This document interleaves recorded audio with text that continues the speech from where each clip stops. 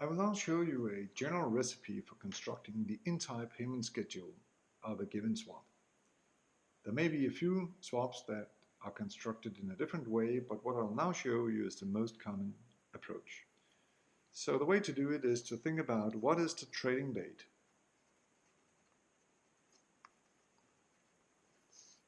And secondly, you care about what is the start date, as we looked at before. So by looking at the spot days difference will bring you to the effective date or the start date of the swap. So that's a critical date.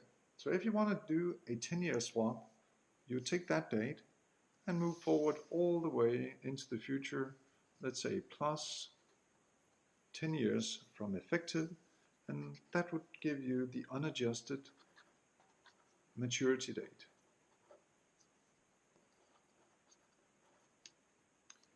That date is the critical anchor date for constructing the rest of the sequence. In fact, you would do all date adjustments from here, minus 3 month, minus 6 month, minus 9 month, minus 12 month, and so on, all the way back. You will actually have a name for each of these dates in the context of the swap. You think of these as accrual dates. Actually, I'm omitting a tiny detail because there's no guarantee that all of these dates will actually be good business days.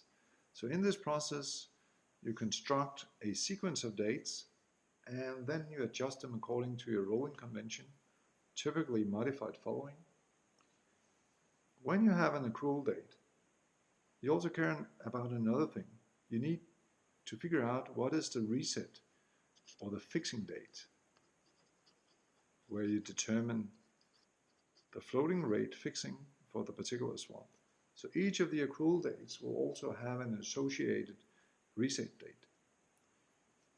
If the swap is quite regular, you would actually figure out that when you go all the way back, you will have an accrual date on the effective date. And the reset date for that first period will, in the standard swap, in fact be the trading date, meaning you fix the first floating rate on the trading date, and the following ones, typically for the Euro swap, it would be minus 2 business days prior to accrual start. So this is a good example of the general recipe for constructing the entire payment schedule in a swap.